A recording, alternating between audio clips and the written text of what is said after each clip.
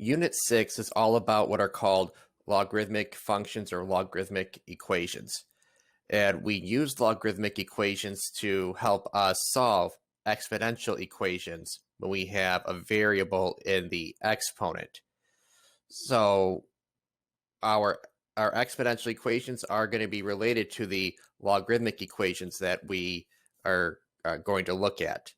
And each exponential equation has an equivalent logarithmic equation that goes with it. And here what we have is we have 6 exponential equations, and all these statements are true. 5 to the third power is 125, 2 to the fifth power is 32, and so on. So these are exponential statements that I'm highlighting in light blue, and you know they're exponential statements because you have an exponent, 7 to the second power. Here are the equivalent logarithmic equations that go with those same exponential ones. So we're going to look at these and try to determine how are those two related? How do the numbers move around? How could I apply this generally to ones down here? 8 to the third power equals 512, and 5 to the third power equals 125. So let's look at some of these and see how they're related. So we have 5 to the third power. So here's 5. Well, okay, 5 is down there for the log. It's not in line. You see how it's kind of tucked underneath. It's kind of in the basement. You see the 125 and the word log are like on the same level, and that 5 is a little bit below that. Your exponent is 3. Well, 3 is all by itself on this on the other side of the equal sign. And then this 125 is right there in line with the log, with the word log. Okay, let's look at this one. 2 is being raised to the power, so 2 is being raised to the fifth power. Well, 2 is our little bottom number there. Our exponent is 5. Okay, so the 5 is by itself on the other side of the equal sign. And then 32 is, in line with the word log. All right, let's look at one more. Let's look at this one here. 4 is the number being raised to the sixth power. Okay, 4 is right here. Our exponent is 6. Okay, the exponent is all by itself. And then this number, the 4096, is right here in line with the log. So if we look at these two and try to use the same kind of thought process, we know that when we have a logarithmic function, we're going to have the word log. Now, we see in all these logs up above that we have a little bottom number, like a little subscript. And that number has always been the number being raised to the power. Well, 8's being raised to the power, so we're going to have that there. And we see that the number that's all by itself in the exponential form is now with the log in the logarithmic form, and that the exponent is all by itself. You look at 6 was your exponent here. 6 is all by itself. 9 was your exponent here. 9 is all by itself. Sorry. 3 is your exponent. 3 is your exponent here. 3 is all by itself, and so on. So then this one we're going to have log, and our base is, our bottom number is going to be 5. The number that's by itself in the exponential form is 125. and that's going to equal what our exponent is, which is 3.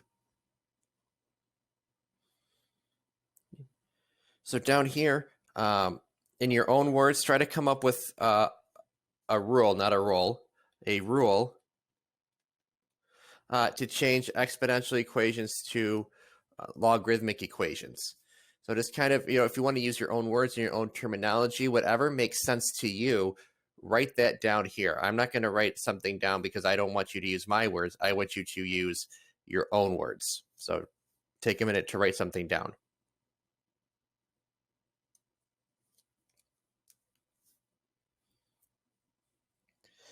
Now, on the next page, as I was alluding to, we use logs to solve exponential equations.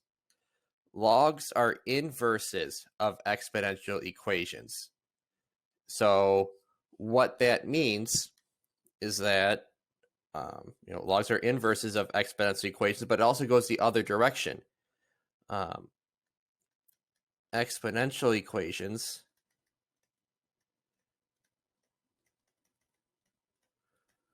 are inverses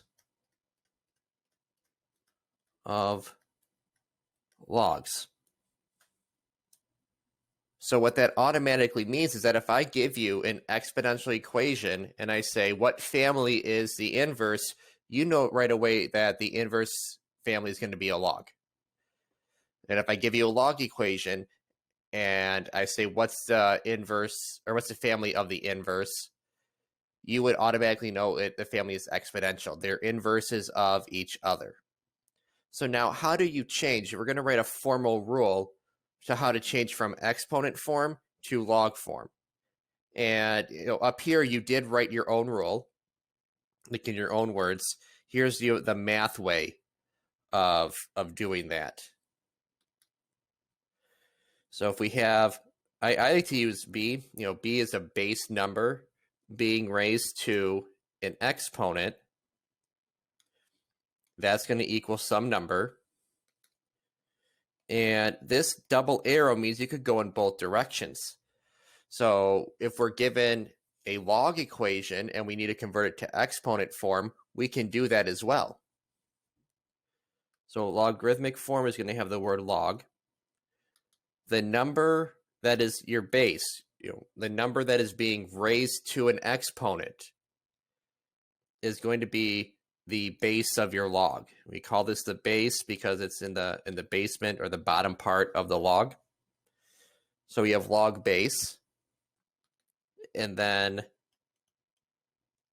the number that was all by itself in the exponential form, that y, which is all alone, is now being moved to be paired with the log, and the exponent is now all by itself.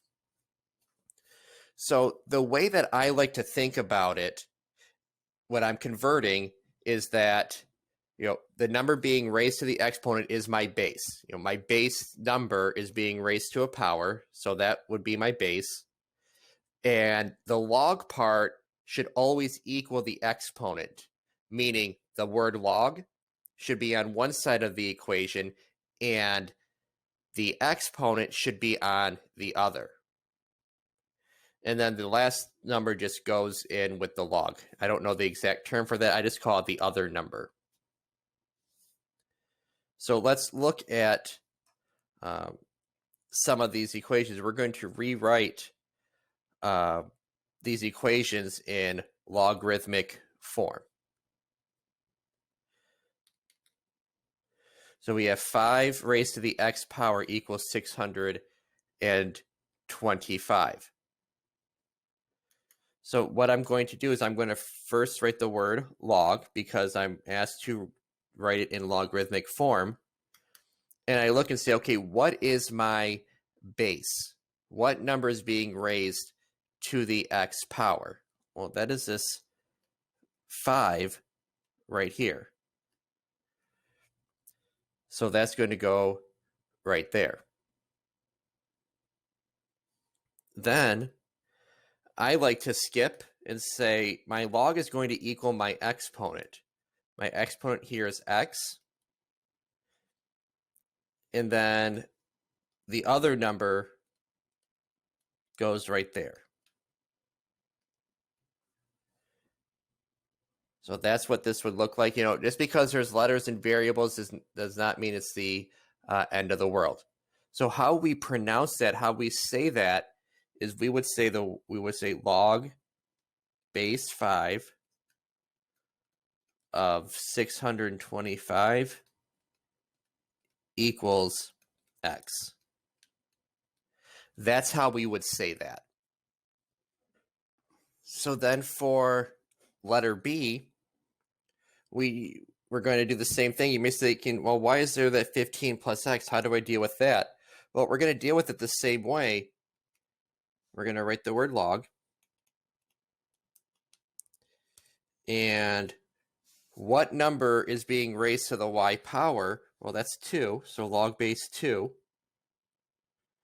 And then I leave some room equals my exponent, which is y. And then the other stuff goes right here, but you must put parentheses around it because that 15 plus x was together. That 15 plus x was all together on this side of the equation, so I want to keep it together in my log. I can't separate it, so make sure you put parentheses around that. Now, letter C. With letter C, what's going to happen is we have to make sure that 4y is by itself. So we're going to add 5 first to both sides. So we get 4 to the y power equals x plus 5. Okay, well, now that we have our exponent by itself, we can convert this to a log. So we have log base 4. And then I leave some space. If you're okay not leaving a space like I am, that's completely fine. I just do it because it helps me out. I do my base first, so I've used up that 4, and then I put my exponent on the other side of the equal sign, and the only thing I haven't used in my red equation is that x plus 5. So I know that must go with the log right there. So you must make sure that your exponent is by itself. That base with your exponent is all alone. So we had to add 5 to this, add 5 to both sides to letter C, and then we could convert it to a log. Now down here, we're going to go in the other direction. We're going to have a log form and convert it to exponential.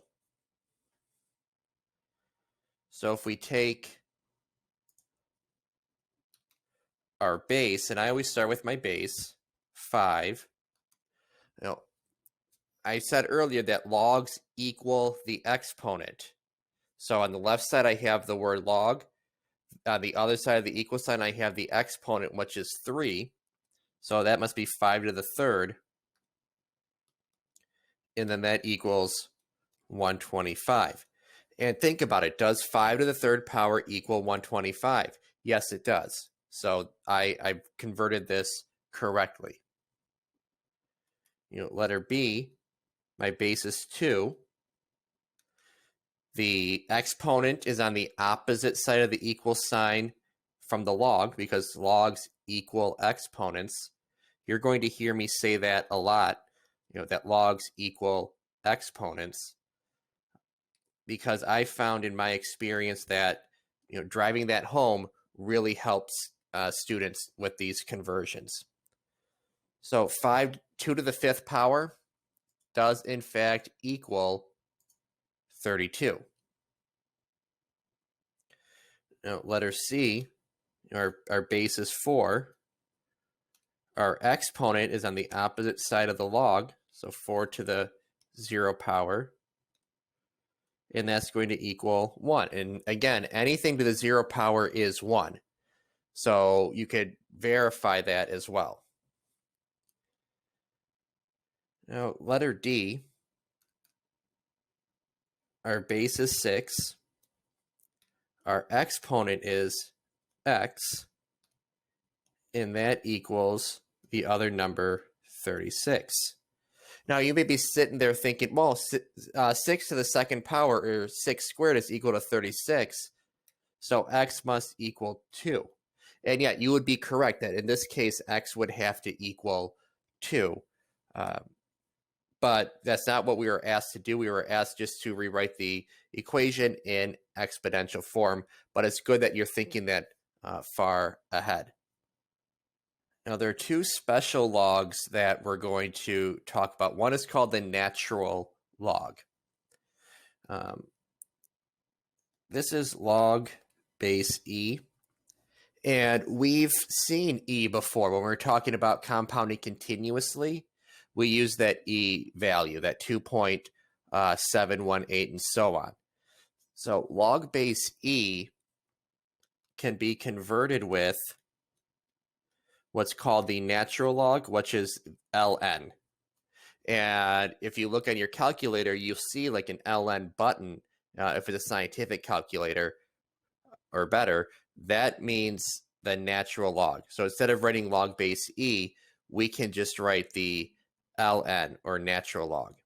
So knowing that will be useful. The common logarithm. On your calculator, you see a log button.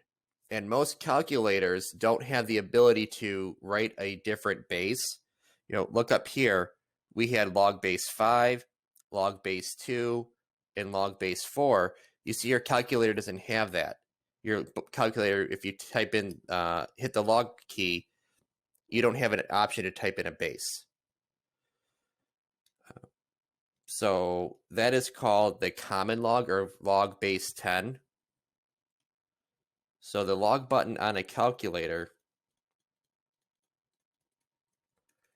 is log with a base of 10. Now you'll be expected to recognize that if no base is given to you, it is automatically assumed to be log base 10, automatically. So we're going to use that in example 3 down here. Write the expression in exponential form. So we have the ln of 7 equals x. Well, if we change ln to log base e of 7 equals x, now it looks like what we did up above. Our base is e, our exponent is x, and then this would equal 7. 7 is that other number. Okay, so ln, you want to convert that to log base e, and then you can change that to an exponential equation. Now, letter B, you don't see a base here. 100 is not your base. You don't have a number down here, so it's an invisible 10. Well, now that we have that invisible 10, we know that's our base. The log part equals the exponent, so 2. And that equals 100. And if you think about that, 10 squared, or 10 times 10, is 100. So we're in good shape. In letter C, we're going to convert this to log form. So we're going to have the word log. 10 is the number being raised to the x power. So that is going to be the base. The log part should equal the exponent part. And then the other number goes in line with the word log. Well, we don't need to write log base 10. We can just write log of 100 equals x. Okay, so you'll have to get used to seeing that there's no base written down. It's an automatic 10. You can assume that it is 10.